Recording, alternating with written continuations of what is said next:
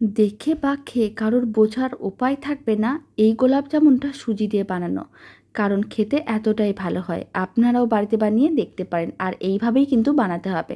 তার জন্য প্রথমে কড়াইতে কিছুটা পরিমাণ ঘি নিতে হবে, তার মধ্যে 100 গ্রাম সুজি দিয়ে হালকা নাড়াচাড়া করে এরকমই হালকা লাল করে ভাজতে হবে। তার মধ্যে দিতে হবে 1 কাপ জল আর দিতে হবে হাফ কাপের মতন গুঁড়ো দুধ। খুব ভালো করে মিশিয়ে তারপর মিশ্রণটাকে নাড়াচাড়া করে ঘন করতে হবে। আর এরকম একটা ডোয়ে পরিণত করতে হবে যাতে মিশ্রণটা কড়াই থেকে আলাদা হয়ে যায়। যখনই মিশ্রণটা আলাদা হয়ে যাবে কড়াই থেকে, তারপরেই কিন্তু একে একটা মিক্সিং বোলের মধ্যে নামিয়ে নিতে হবে। অল্প একটু দিতে হবে ময়দা আর দিতে হবে বেকিং পাউডার, বেকিং সোডা। সমস্ত কিছু পরিমাপটা কিন্তু আমি নিচে লিখে দিয়েছিলাম। এবার ডোটা থেকে লেচি কেটে নিতে হবে। মিডিয়াম সাইজের লেচি কেটে নিচ্ছি, কারণ গোলাপ জামুনগুলো রেডি হওয়ার পরে সাইজে অনেকটাই বড় হয়ে যাবে। গোল বলের মতন করে লেচিগুলোকে রেডি করে নিয়েছিলাম। ফ্লেমটা মিডিয়ামে রেখে গরম তেলের মধ্যে সমস্ত মিষ্টির বলগুলো দিয়ে দিতে হবে আর উল্টে পাল্টে লাল লাল করে ভেজে নিতে হবে।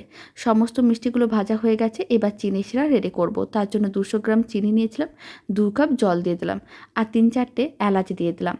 চিনি শিরাটাকে 4-5 মিনিট ভালো করে ফুটিয়ে নিতে হবে।